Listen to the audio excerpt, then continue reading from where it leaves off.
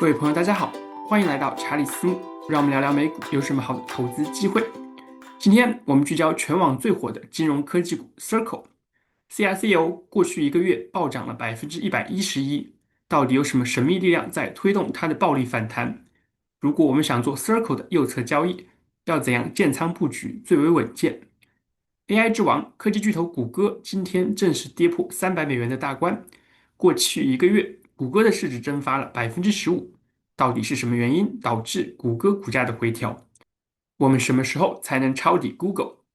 此外，股神巴菲特退休之后的金融保险龙头波克夏哈撒韦为何去年表现不佳？在新任 CEO 阿贝尔的领导下，他的未来前景如何？我们能否建仓买入 BRKB 的股票？别着急，我们慢慢聊。查理还记得，Circle 公司在去年6月份 IPO 上市的时候，股价在3周之内暴涨到$290以上。当时很多参与投资的朋友们每天最爱聊的话题就是 CRCL 今天又涨到哪儿了。然而谁都没想到，接下来的8个月，Circle 股价居然从高点$290崩跌了超过80%，最低来到了2月5日的$50，实在是惊心动魄啊！能够在底部拿住 Circle 的朋友们干得漂亮，查理在这里大写的服。那么，为啥现在我们可以比较有把握的说 Circle 实现了大反转呢？这是 CRCO 的月线交易图，可以看到，2月25日，伴随着公司发布远超市场预期的财报，Circle 股价从当时的$60直接跳涨到$72，而且成交量爆发，是平常的9倍。然后在接下来的2月26日、3月2日、3月3日连续的这几个交易日，又有放量的大涨，股价也从$75直接跳涨到了$105以上，爆发力惊人。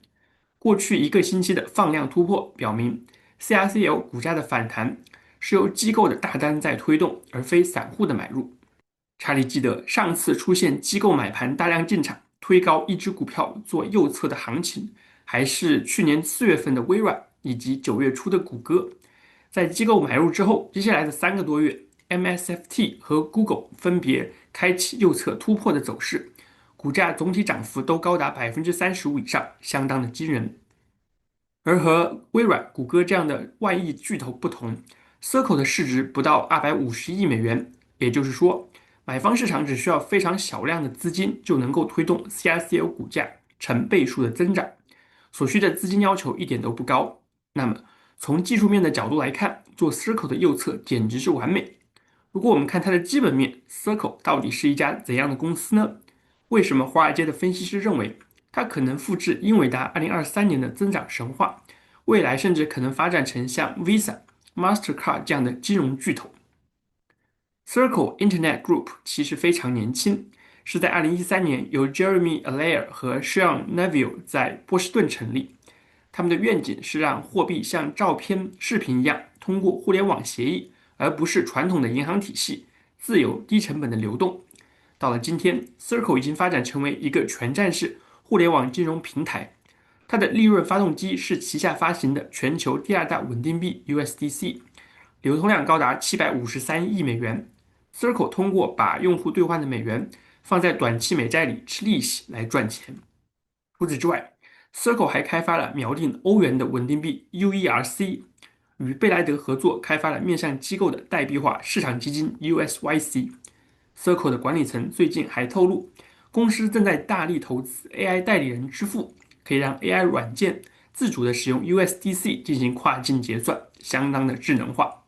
可以这么说啊，Circle 融合了互联网金融、加密货币、AI 智能体这3大爆点要素，想不火都难。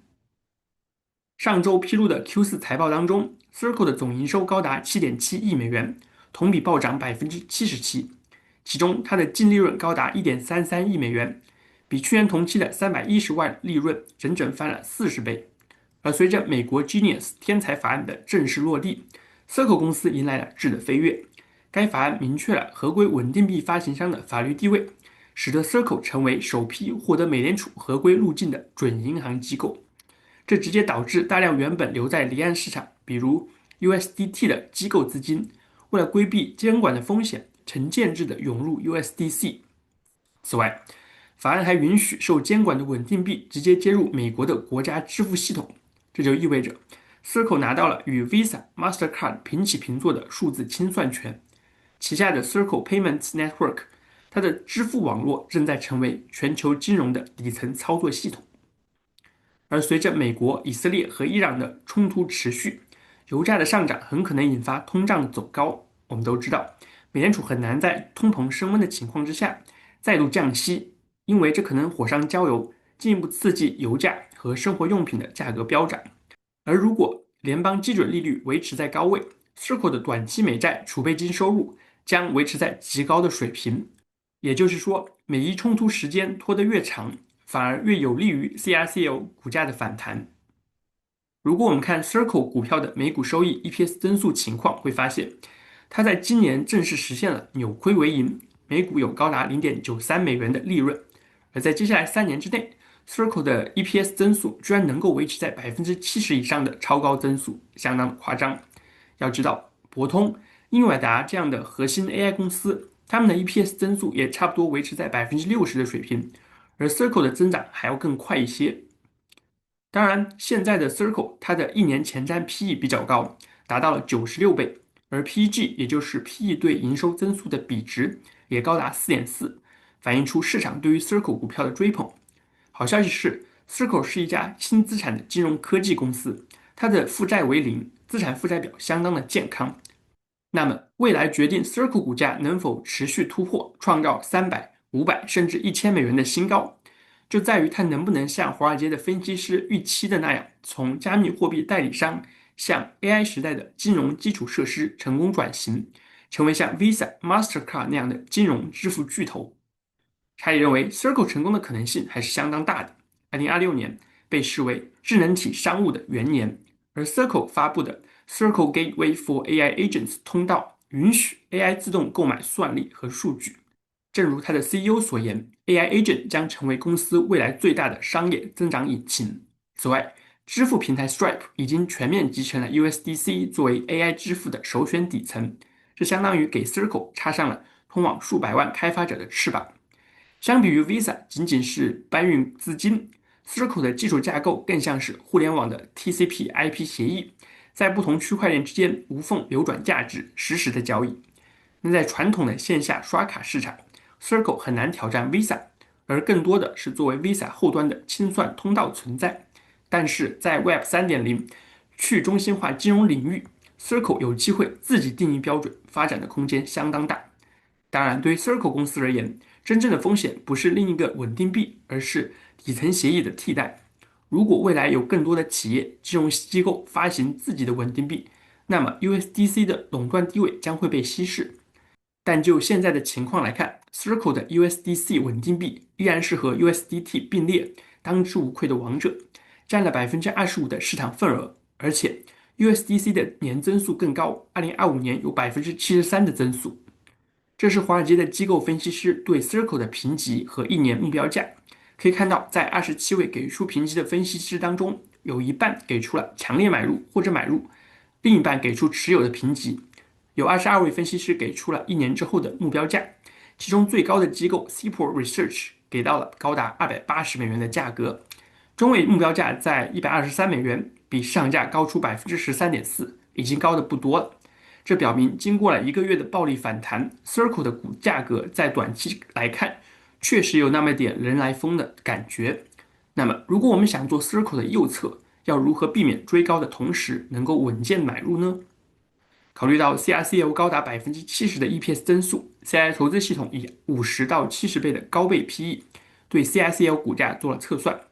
可以看到，在2026年 Circle 的合理交易区间在46.5美元到65.1美元之间，现在的股价大幅跑赢了基本面的发展。然而，从技术面的角度来看，Circle 的上行结构依然非常强势，因此 CI 投资系统目前对于 Circle 股票的信号给出的是绿色的买入信号。但是系统不建议大家现在就立刻马上追高买入，而是可以等到它的股价回撤到102美元甚至更低的价格，再分批建仓买入。而且考虑到 CRCL 隐藏的波动率高达80%，这就意味着它的股价在日内的波动可能振幅超过5%，所以强烈建议投资朋友们把 Circle 股票的仓位控制在总资金的5%以内，买了就拿好作文符号，长期持有即可。也只有控制仓位在总资金的5%以内，我们才能拿得更安心、更持久，陪伴着这家潜力巨大的 FinTech 企业一路成长，从250亿美元的市值慢慢进化成千亿级别的巨头，是不是？All in Circle 那绝对是不行的哦，因为心态非常容易崩，拿不住的。好，聊完了 V 型反转的 Circle，我们来看看从高点滑落的谷歌。可以看到，谷歌的股价在过去一个月居然不知不觉地下跌了14%。很明显，在经历了过去一年暴涨70%之后，谷歌也在经历像微软那样的漫长回调。这种钝刀子阴跌，比财报之后单日闪崩10%，其实更加有隐蔽性，也更容易让散户朋友们在下降通道之中接飞刀。然后磨上它几个月的时间，一路阴跌，一路补仓，最后实在受不了亏损，割肉止损。最后的最后，股价终于逐渐反转，从而收割了绝大多数的散户投资者。查理见过太多的投资朋友有这样的经历，包括查理自己之前也有这样的心态，在这里大家要千万小心哦。而且，谷歌这家巨头非常的独特，它的股价回调大多数情况并不是因为业务增长出了什么问题，而是在于商业之外的法律诉讼。不知道大家还记不记得，在2024年到2025年，导致 Google 股价长期受到压制的决定性因素，其实是联邦法院对谷歌的反垄断审查。当时检察官想要拆分谷歌的 Chrome 浏览器业务，而这一次，则是谷歌的 AI 大模型炙手可热的 Gemini 聊天机器人，诱导了一位年轻的美国人 Jonathan 对其产生依恋，并让他相信自己被选中领导一场战争，最终导致这个年轻人去年10月份自杀身亡。这起备受关注的诉讼在3月4日正式提交给加州圣何塞法院审理。诉讼指控 Google 为了提高用户粘性，将 Gemini 设计为永不脱离角色，导致即使在用户表现出精神病性幻想的时候，AI 仍顺着剧本演下去，甚至将自杀描述为意识转移。诉状特别提到，受害人是在支付了额外的订阅费，将 Gemini 从免费版升级到 Gemini AI Ultra 之后，AI 才展现出极强的情感操控性和危险人格，绝对的不寒而栗啊！这就直接打击了谷歌现在正在推广的 AI 会员制的商业模式。投资者担心未来 AI 的变现，货币化将受到更加严格的法律限制。如果法院支持这项指控，那么谷歌就必须重写 Gemini 的底层逻辑，这势必增加巨大的合规成本，也可能削弱产品的趣味性和竞争力。当然，马斯克的 Grok、OpenAI 的 ChatGPT 都存在相同的风险，只是可能 Gemini 的覆盖率更高，这次受害者和它直接相关。但是保不齐在不远的未来也会出现 Grok、GPT 诱导的 AI 操控人类案件爆出来。这是 CI 投资系统对谷歌的股票分析，可以看到，目前我们还是不建议大家急着抄底 Google，而是可以再等等，至少需要等到谷歌的股价在月线级别出现明显的止跌形态之后再加仓买入。这是因为公司在今年要花2000亿美元的资金建设 AI 数据中心，而且它今年的 EPS 增速大幅放缓，只有不到6%，要远低于标普百指数平均12%的 EPS 增速。因此，查理认为，谷歌大概率在2026年是一个走势相对平庸的年份。当然，从长期来看，全能型 AI 王者依然非谷歌莫属。只是经过了去年的暴涨之后，它的股价已然来到了一个平台期，这就有点类似于2024年大涨之后的 Costco，以及现在冲高回落的沃尔玛，都是基本面非常稳固，但是股价稍稍贵了那么一点点的龙头企业。如果查理来买谷歌，可能会在250美元以下再认真考虑要不要抄底，但现在还为时尚早，我们就继续观望吧。好，聊完了谷歌，我们来看看金融老大波克夏哈撒韦的最新进展。他的灵魂人物股神巴菲特已于2026年1月1日正式卸任，现在的 CEO 是格雷格阿贝尔。就在今天，波克夏公司发布了一份极其罕见的 SEC 8K 文件，披露公司已经开始重新回购股票。这是自2024年5月份以来 BRK 第一次回购。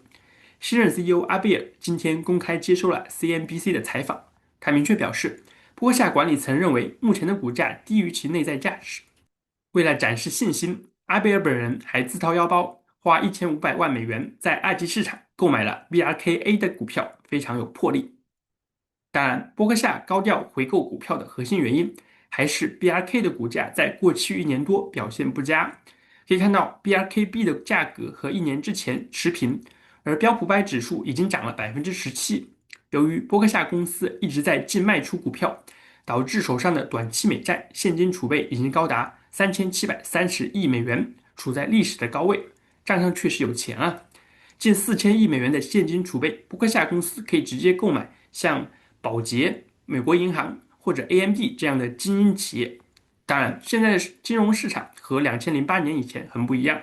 美联储货币宽松的政策导致波克夏很难在等到美股崩盘之后抄底捡便宜，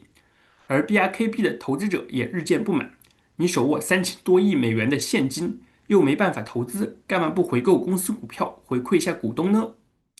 因此，阿贝尔主导的伯克夏正在学习苹果公司，把赚来的钱用来回购自家的股票。这样做的直接好处就是市面上流通的 BRK 股票数量减少，而 EPS 每股净收益就能直接上涨，也绝对有利于刺激 BRKB 股价的上行。要知道，苹果是全世界最热衷于注销自己股票的公司。在最近的一个季度当中，苹果斥资250亿美元回购了 AAPL 流通股。而在2026年接下来几个季度，苹果依然会维持这一稳定的回购力度。这也是为什么苹果的 EPS 增速只有不到10%，但是它的本益比 PE 居然能够维持在33倍高估值的核心原因。这是 BRKB 的月线交易图，可以看到，公司在3月初公布财报之后，股价从505美元一口气跌到了473美元。然而，好消息是它有一个长长的下影线，表明有机构或者大资金在托底 BRK 的股价。而随着今天公司宣布开始回购股票，BRKB 又有交易量放大的上涨，股价从488美元上涨到498美元。换句话说，我们可能已经看到了一个早期的止跌反转的信号。在接下来的几个月，波克夏的股票还有非常不错的上涨空间。查理认为，BRKB 在490美元以下买入，确实是值得考虑的防御性股票配置。它的当前 PE 只有15倍，比买 Costco、沃尔玛要便宜划算得多。而且，阿贝尔还强调说，波克夏的保险业务依然具有极高的护城河，公司也在密切寻找具有投资价值的新公司。他还在致股东的信中确认，虽然巴菲特已经卸任 CEO，但是作为董事会主席，巴菲特依然每周5天去公司上班，并且继续主导部分资本配置的决策工作。在公司回购股票之前，我们可以看到 BRKB 的 EPS 增速确实不咋地，今年和明年基本上 EPS 涨不动了。然而，随着股票回购的持续，以及波克夏保险业务的复苏，可以预见 BRK 的 EPS 增速还将持续上调，非常的值得期待。配置10%以下仓位在 BRKB 当中，绝对是一个攻守兼备的选择，没毛病啊。好，聊完了今天的主题，我们来看看美股市场的走势。目前中东局势依然处于极度危险的阶段。美国潜艇昨天击沉了伊朗军舰之后，伊朗在3月5日清晨向以色列发动了新一轮的导弹袭击。和我们在上期视频中分析的一致，受能源价格飙升的影响，市场对于6月份降息的预期已经降低到了31%。而由于通胀的风险，特别是能源成本重新抬头，市场之前预测的年度2次降息已经不再被完全定价。很可能2026年只有1次降息。而美国2月份的 ADP 私营部门就业人数增加6.3万人次，远超预期的5万人次，显示了劳动力市场依然具有韧性，这给美联储维持高利率提供了理由。